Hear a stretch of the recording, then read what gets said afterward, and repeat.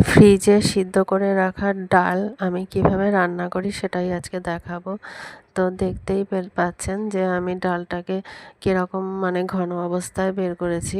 তো এই ডালটাকে আমি নুন আর একটু বেশি করে জল দিয়ে সেদ্ধ করে রেখেছি যাতে খুব আঠা আঠা না হয়, তাহলে কিন্তু দলা পাকিয়ে যাবে। তো এরকম নরম নরম পাতলা পাতলা করেই রেখেছিলাম, সেটা ফ্রিজে রাখার পরে এরকম ঘনত্বটা এসছে। তো যাই হোক, এটাতে আমার আর একটু জল মেশাতে হবে, তাই এর মধ্যে কিন্তু ঠান্ডা জল মেশালে পরে মানে জলটা ওপরে উঠে আসবে আর ডালটা নিচে পড়ে থাকবে। তাই আমি আলাদা করে জলের মধ্যে হলুদ দিয়ে জলটা গরম করে নিয়েছি। সেই গরম জলটা কিন্তু মেশালে কিন্তু একদম বোঝাই যাবে না যে এটা আগের দিন সিদ্ধ করে রাখা বাসি ডাল।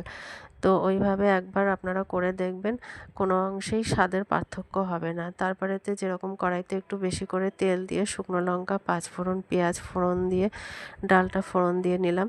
তো ফোড়ন দেওয়া হয়ে গেলে বেশি ফোটানোর দরকার নেই, যেহেতু গরম জল মিশিয়েছি। তারপরে গ্যাসটা নিভিয়ে দিয়ে খানিকক্ষণ একটু ঢাকা দিয়ে রাখতে হবে, তাতে কিন্তু দেখতেও ডালটা খুব ভালো হবে আর খেতেও কিন্তু খুব ভালো হবে।